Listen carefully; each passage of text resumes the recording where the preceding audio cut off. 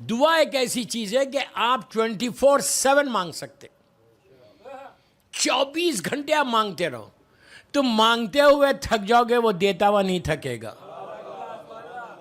یہ یاد رکھو. دعا میں کبھی تکلف نہیں کرنا، کبھی یہ نہیں سوچنا کہ وہ کیا بولے گا، یہی کیا بولے گا، کبھی نہیں سوچنا. دعا سٹائل سے نہیں مانگنا، شرما کے نہیں مانگنا. دعا بے نیازی سے مانگنا، یقین سے مانگنا کہ وہ دینے والا ہے اور میں لینے والا ہوں. دوستو، اگر دعا تم سمجھ جاؤ اور دعا مانگنے لگو تو جرسی کے تمہارے سارے ڈے ٹو ڈے لائف کے پرابلم سالو ہو جائیں گے. دیکھیے پرابلمس تو آتے ہیں، اگر پرابلمس انسان کی زندگی میں نہ آئے تو وہ فرعون بن جائے.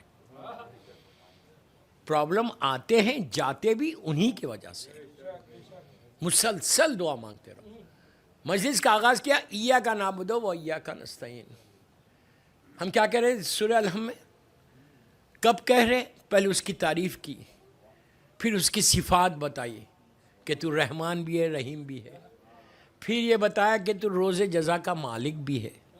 پھر کہا ایاک نعبد و ایاک نستعین، کہ اللہ میں تیری عبادت کرتا ہوں اور صرف تجھ سے مانگتا ہوں. عبادت صرف اللہ کی ہے، اب مانگنا صرف اس سے ہے. لیکن کوئی غلط نہیں سمجھے کہ ڈائریکٹ تو مانگو بھی مت. ڈائریکٹ کے عادی نہیں بنو، کبھی نہیں مانگنا ڈائریکٹ.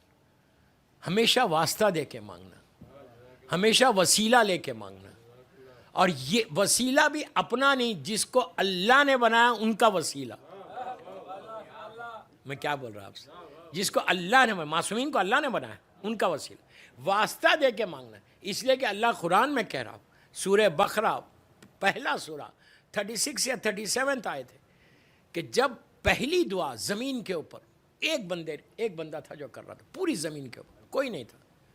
پوری زمین کے اوپر صرف ایک بندہ تھا، نبی آدم. کچھ نہیں تھا، اندھیرا تھا، نہ کوئی بلڈنگز تھیں، نہ کوئی کاروبار تھا، کچھ. He was all alone. آپ امیجن کریں اتنی بڑی دنیا میں اکیلا نبی آدم. اور کتنے دن مانگتے رہے دعا؟ 200 ایئرس تک، تھکے نہیں. پھر یہاں پہ ایک پیغام یہ بھی ہے کہ کبھی مایوس مت ہو مانگتے مانگتے. کبھی جب تم دعا مانگ رہے ہو تمہاری دعا قبول نہیں ہو رہی تو کبھی مایوس مت ہو. آج انشاءاللہ ایک واقعہ آئے گا. کبھی مایوس نہیں ہونا، ڈس ہارٹڈ نہیں ہونا، مانگنا. بعض وقت یہ ہوتا ہے کہ اللہ کو آپ کی آواز پسند آ جاتی.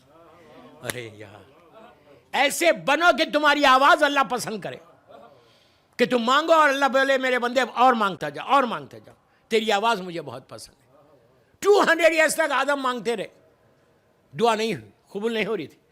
اب اللہ نے کہا، جبرائیل نے آ کے ان سے کہا تھا کہ جبرائیل کہ آدم پوری زندگی ایسی گزر جائے گی اگر تم واسطہ نہیں دو گے.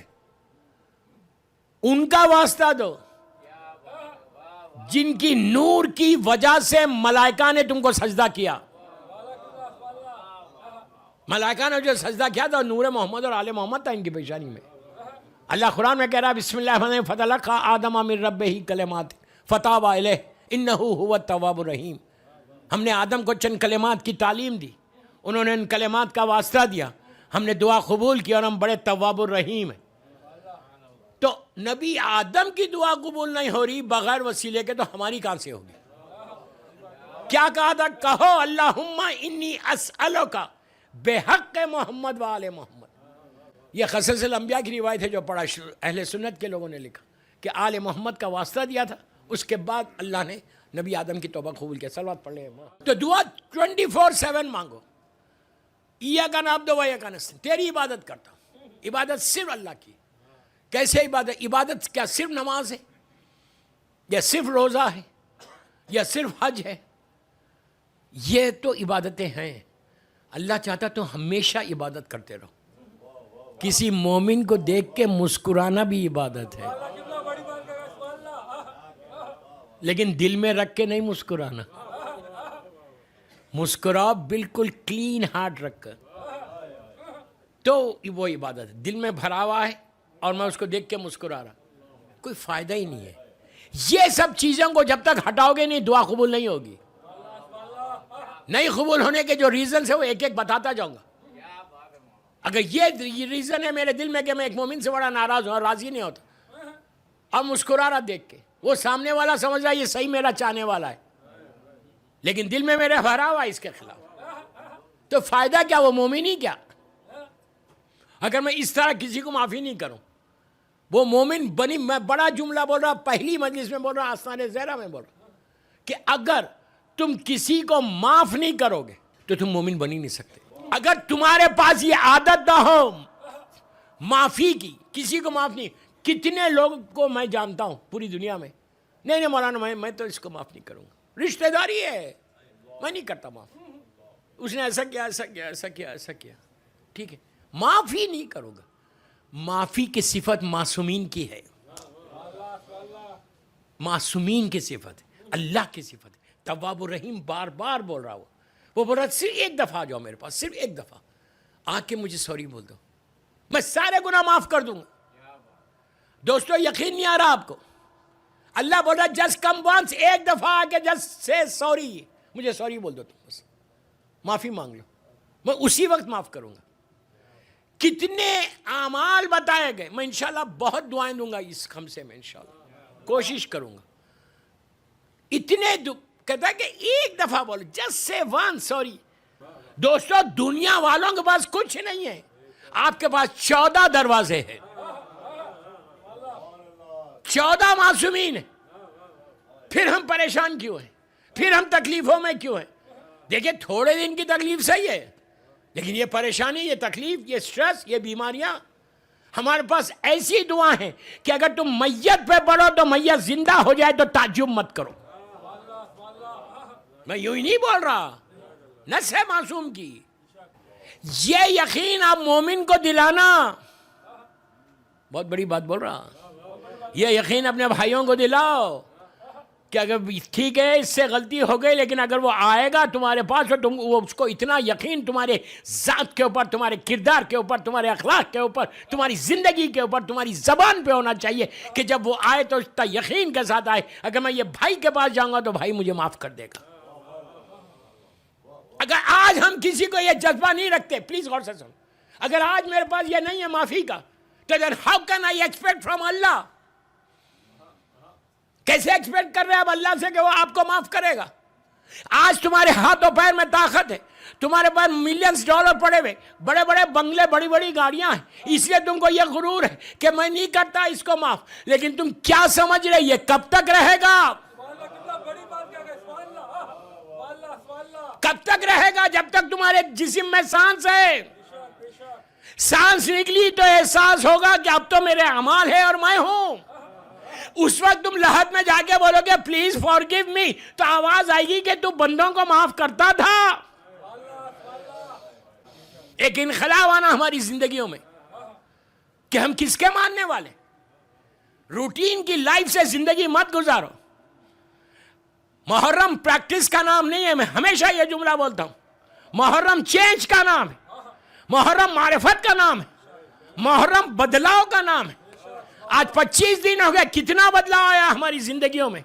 جیسے 29 ذیلحجہ کو تھے آج بھی ویسی ہے، تو پھر کیا فائدہ کیا ہوا عاشورے سے؟ معافی مانگو، سب سے بڑی عبادت. ایاک نعبد و ایاک نستعین، تیری عبادت کرتا ہوں اور تجھ سے ہی مانگتا ہوں، جتنا چاہے مانگو. دعاؤں میں میں نے کہا تھا ایک دعا دوں گا، یہی نماز، یہی ایاک نعبد و ایاک نستعین کی نماز سن لو. سب کو معلوم ہے بڑی مشہور نماز ہے، لیکن طریقہ اور کس چیز کے لیے؟ 5 دن میں انشاءاللہ روز 1 یا 2 دوں گا. دیکھیے دوستو، جس نماز کی میں بات کر رہا ہوں، یہ مسجد جمکران میں اتنا بڑا بورڈ لگا ہوا ہے سامنے. جمکران کی مشہور ترین نماز ہے یہ مسجد. اللہ ہم کو زیارت نصیب کرے مسجد جمکران. یہ science of reappearance of امام میں مسجد جمکران بھی ہے. آپ کو پتہ ہے کہ جب وہ مسجد بڑی شاندار ہو جائے تو میرے بیٹے کا ظہور. یہ 1200 سال پرانی مسجد ہے، آج کی مسجد نہیں ہے.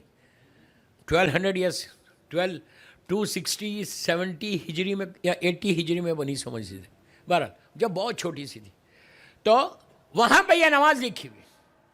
یہ نماز اتنی آزمائی ہوئی ہے. مسجد سہلا میں جو مولا کا مصلی ہے وہاں پہ یہ نماز پڑھی جاتی. آج کے دور میں جو ہمارے سب سے زیادہ امپورٹنٹ دعائیں ہر گھر میں، ہر محلے میں، ہر شہر میں، میں پوری دنیا گھومتا ہوں، ہر شہر میں یہ پرابلمس ہے. شادی، نوکری، صحت، یہ 3 چیزیں نہیں 5 چیزیں بتائی گئی اس نماز کے لیے. کہ لڑکی کی شادی نہیں ہو رہی، رشتے کے لیے بولو. 40 دن کرو بول رہا، اس سے زیادہ نہیں بول رہا. آستانِ زہرا میں جرسی میں بول رہا دعا کی ٹاپک پہ. یہ نماز کا تھوڑا سا طریقہ بدلا ہوا ہے. اب طریقہ سن لیں. 100 مرتبہ یہ کا نام تو ویا کا نستعین پڑھنا ہے، پہلی رکعت میں اور دوسری رکعت میں. نیت نماز کی یہ کرنا کہ میں نماز حاجت زمانے کے امام سے پڑھتا ہوں. قربتاً اللہ، نماز اللہ کی ہے لیکن یہ نماز زمانے کے امام کی ہے. جمکران میں جا کے دیکھ لو، اور یہ سرداب مقدس میں بھی پڑھنا. یہ نماز کیا ہے؟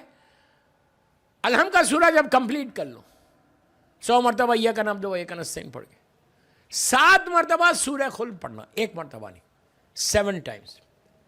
ہم 1 مرتبہ پڑھتے، چینج کر کے اگر کوئی پڑھتا ہے تو 7 مرتبہ پڑھو، 7 ٹائمز. رکوع میں جا کے سبحان ربی العظیم و بحمدہ ہم 2 دفعہ 3 دفعہ 1 دفعہ پڑھتے، 1 دفعہ بھی پڑھ سکتے ہیں لیکن اب 7 ٹائمز پڑھنا رکوع میں، سبحان ربی العظیم و بحمدہ. پھر آپ کھڑے ہو گئے سمع اللہ لمن حمدہ 1 دفعہ. دونوں سجدوں میں سبحان ربی الاعلیٰ و بحمدہ 7 مرتبہ پڑھنا. 1 دفعہ 2 دفعہ 3 دفعہ تو نارمل اس میں پڑھتے ہیں آپ، 7 دفعہ پڑھو. اس پر صلوات پڑھ لو دونوں سجدوں میں. دوسری رکعت بالکل پہلی رکعت کی، اور اس کے بعد قنوت پڑھ لو. قنوت کے بعد، نماز کے بعد مظلوم بی بی کی تسبیح ضرور پڑھو. تسبیح پڑھنے کے بعد اللہم کل ولیک الحجۃ ابن الحسن والی دعا یاد ہے تو پڑھ لو، نہیں ہے تو اپنے ٹیلی فون سے پڑھ لو. یہ نماز 40 دن پڑھو بس. رزق میں ممبر سے بول رہا ہوں، جس کے لیے کہا گیا اتنی امپورٹنٹ نمازیں، کئی نمازیں ہیں جو دعائیں کی قبولیت کے لیے، لیکن جمکران جیسی مسجد میں صرف یہ نماز کو بتایا گیا. اب آپ امپورٹنٹ سمجھیں کہ یہ نماز کتنی امپورٹنٹ ہے کہ مسجد جمکران، جو آپ سب جانتے ہیں اتنی شاندار کہ جہاں ملاقات امام بھی ہوتی ہے، وہاں یہ نماز بتائی گئی. آپ جرسی میں پڑھیں، اپنے گھر میں پڑھیں، رزق کے لیے بزنس ڈاؤن ہے تو پڑھو، جاب میں ڈر ہے کہ کہیں لے آف نہ ہو جاؤں تو پڑھو رزق کے لیے. اور اس شادی نہیں ہو رہی لڑکی کی، لڑکی خود پڑھے، ماں پڑھے، باپ پڑھے. لڑکی پڑھ کے دعا کرے اپنے امام سے، اس لیے کہ رشتے امام سے بہتر کون بھیجے گا؟ لیکن امام بھیجے گا تو داڑھی والا بھیجے گا. امام کلین شیو نہیں بھیجے گا، یہ یاد رکھ لو. امام کا طرف سے رشتہ آئے گا تو بالکل مومن آئے گا. مانگنا بھی لڑکی کو یہی چاہیے، حسینی دے دے، علی والا دے دے مجھے، ایسا مانگنا، شرمانا نہیں. تو امام سے لڑکی رشتے کے لیے، لڑکا بھی مانگے. لڑکی اگر اچھی چاہتے ہو تو یہ نماز پڑھو، نماز پڑھ کے رشتہ مانگو. امام سے بولو مولا مجھے کرا دو. کیوں کرا دو؟ تو پھر میں جیسا بول رہا نا، امام بھی وہ دے گا تو کنیز مظلوم بی بی زہرا دے گا آپ کو.